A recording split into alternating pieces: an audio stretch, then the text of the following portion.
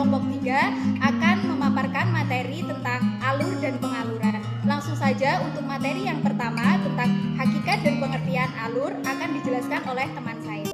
Selama ini sering terjadi kesalahpahaman dalam mendefinisikan alur. Alur sering disamakan dengan jalan cerita. Pendefinisian ini kuranglah tepat. Jalan cerita adalah peristiwa yang terjadi susul-menyusul, sedangkan alur adalah peristiwa-peristiwa yang saling berkaitan karena hubungan sebab akibat. Ada 3 unsur yang sangat diperlukan dalam pengembangan alur. Yang pertama ada peristiwa, yang kedua ada konflik, dan yang ketiga ada klimaks.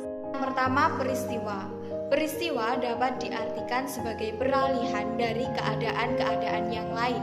Peristiwa di sini dibedakan menjadi 3. Yang pertama peristiwa fungsional, yang kedua peristiwa kaitan, dan yang ketiga peristiwa acuan. Peristiwa fungsional yaitu peristiwa yang mempengaruhi pengembangan alur atau plot. Yang kedua peristiwa kaitan yaitu peristiwa yang berfungsi mengaitkan peristiwa penting dalam pengurutan penyajian cerita. Dan yang ketiga, peristiwa acuan, yaitu peristiwa yang tidak secara langsung berpengaruh atau berhubungan dengan perkembangan plot.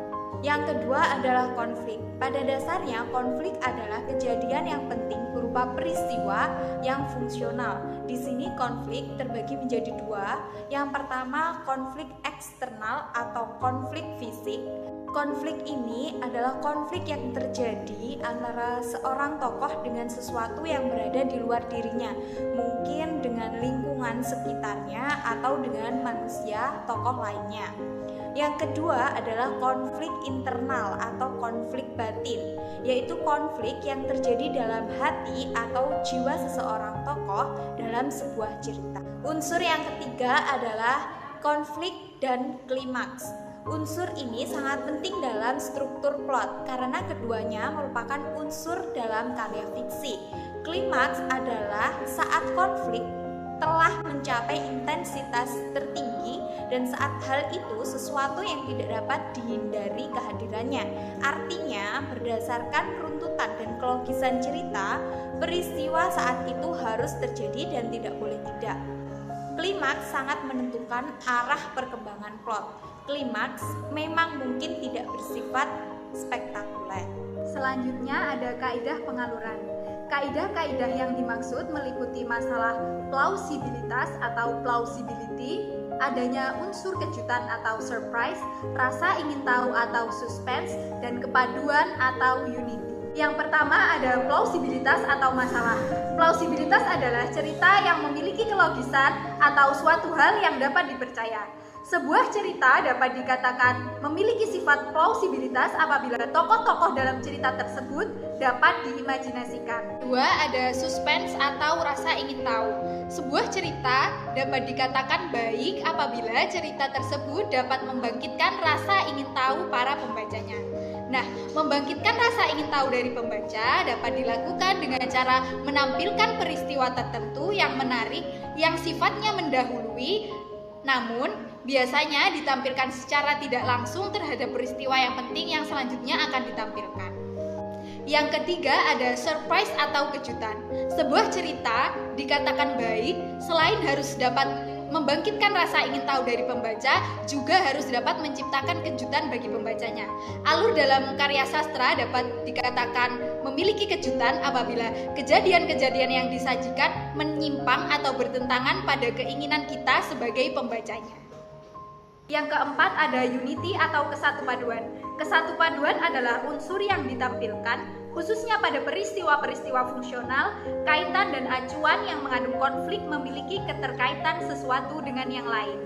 Pada karya sastra fiksi pasti terdapat unsur kesatupaduan, karena karya sastra fiksi adalah sebuah karya yang direncanakan, diciptakan, dikarang sedemikian rupa dengan sengaja sehingga keseluruhan aspek cerita dapat tercipta dan saling terhubung. Selanjutnya ada penahapan alur. Alur dapat diurutkan atau dikembangkan ke dalam tahap-tahap tertentu secara kronologis. Namun pada prakteknya seorang pengarang tidak selamanya tunduk pada teoritis kronologis tahap-tahap pengembangan atau struktur alur. Dalam suatu cerita itu dibagi menjadi 5 bagian. Yang pertama adalah situation atau penyituasian. Nah, tahap ini adalah tahap awal di mana seorang pengarang melukiskan suatu keadaan berupa latar atau penokohannya. Bagian yang kedua yaitu generating circumstances. Nah, pada tahap ini mulai pemunculan konflik dalam sebuah cerita. Bagian yang ketiga adalah rising action. Rising action adalah keadaan di mana konflik itu semakin memuncak. Konflik yang dimunculkan pada tahap sebelumnya semakin berkembang. Bagian yang keempat adalah klimaks.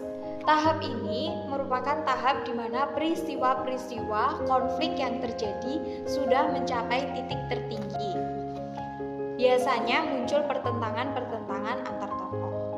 Tahap yang terakhir adalah denouement, yaitu tahap penyelesaian. Nah, pada tahap ini pengarang memberikan pemecahan masalah atas konflik-konflik yang terjadi sebelumnya. Nah, pada tahap ini juga cerita diakhiri. Selanjutnya ada jenis-jenis alur. Yang pertama, alur maju atau progresif. Alur maju atau progresif adalah sebuah alur yang memiliki klimaks di akhir cerita dan merupakan jalinan atau rangkaian peristiwa dari masa lalu ke masa kini. Kedua, ada alur mundur atau regresif. Alur mundur adalah sebuah alur yang menceritakan tentang masa lampau yang memiliki klimaks di awal cerita dan merupakan jalinan atau rangkaian peristiwa dari masa lalu ke masa kini yang disusun tidak sesuai dengan urutan waktu atau kejadian dari awal sampai akhir cerita. Yang ketiga ada alur sorot balik atau flashback. Alur sorot balik atau flashback sama seperti dengan alur mundur, yaitu menceritakan masa lalu, tetapi alur sorot balik lebih menceritakan tentang zaman dahulu. Yang keempat ada alur campuran atau maju mundur. Alur campuran adalah alur yang diawali dari klimaks, kemudian melihat lagi masa lampau dan dilanjutkan sampai pada penyelesaian yang menceritakan banyak tokoh utama sehingga cerita yang satu belum selesai kembali ke awal untuk menceritakan tokoh lain. Yang terakhir kita akan membahas tentang prinsip-prinsip dalam menganalisis alur. Cara menganalisis alur adalah dengan mencari dan mengurutkan peristiwa-peristiwa yang terjadi yang memiliki hubungan kausalitas saja. Adapun pengaluran adalah urutan cerita. Dengan menganalisis urutan teks ini, pembaca akan tahu bagaimana pengarang menceritakan suatu cerita, apakah berjalan secara linear, flashback, atau menceritakan sesuatu yang belum terjadi. Ada 7 prinsip dalam menganalisis alur. Yang pertama, bagian unsur dalam alur adalah satuan peristiwa. Setiap satuan peristiwa menginformasikan tindakan, tempat, dan waktu. Yang kedua adalah pelaku dalam satuan peristiwa yang memungkinkan dalam suatu cerita ada lebih dari satu tokoh. Yang ketiga adalah peristiwa dalam fiksi tidak hanya terdiri atas satuan yang setara atau sederhana. Yang keempat, satuan peristiwa yang lebih rendah di samping sebagaimana batasan yang telah dijelaskan di atas dapat pula hanya memberitahukan tentang pelaku dan keadaan saja. Yang kelima, setiap satuan peristiwa tidaklah berdiri sendiri, ia akan saling berhubungan dengan peristiwa yang lain. Yang keenam, dalam proses penganalisisan penyusunan peristiwa menjadi hubungan kronologis atau kualitas yang diperlukan untuk pemahaman masalah fiksi. Yang terakhir, satuan peristiwa ada kemungkinan mempunyai persamaan dengan satuan peristiwa yang lain. Sekian pemaparan materi dari kelompok kami. Apabila teman-teman ingin bertanya, silahkan tinggalkan di kolom komentar. Terima kasih. Wassalamualaikum warahmatullahi wabarakatuh.